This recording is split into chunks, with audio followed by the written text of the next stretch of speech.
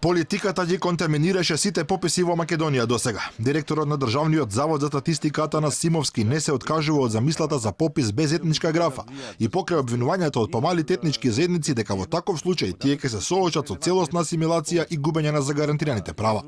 Бранејќи ги своите тези, Симовски во отворено на Алфа го впери прстот во политичките елити кои според него ќе сторат се за на пописот да добиеме неточни податоци за етничката структура на населението. Политичките структури сакајќи да направат некој дисбаланс или некоја поинаква структура етничка во државата, се обидуваат да влијаат врз истиот и да добиеме податоци кои што се нерелевантни, неточни, погрешни.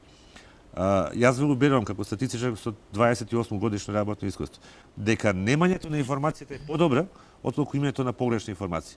Предлог законот е веќе излезен и во него не стои графа за етничка припадност, но директорот на ДЗС остава простор ова да биде променето во текот на јавната дебата.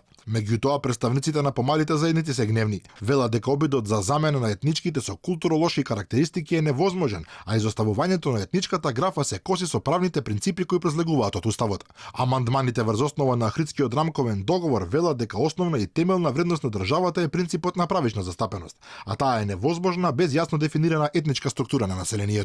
Како ќе се избираат понатаму, значи, судиите во Република Македонија? Или пак како ќе се врши, значи, правичната застапеност во државната и јавна администрација? Или пак како ќе се носат оние закони кои што се со Бадентеров принцип? Помалите етнички заедници сметаат дека податоците од пописот во 2002 година се одамна застарени. Во меѓувреме етничката структура е променета, а се сомневаат и дека воопшто тогаш пребројувањето било објективно.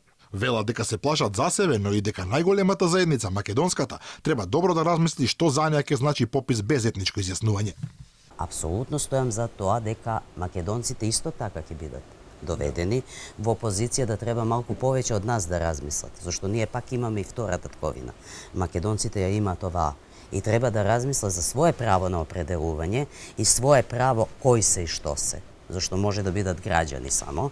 Невладините организации ги демантираат и наводите дека и во некои други држави нема етничко изјаснување, со податокот дека најчесто на пописните листи има различни модалитети, но никаде не е ускатена можност за такво нешто како што се предлага во Македонија.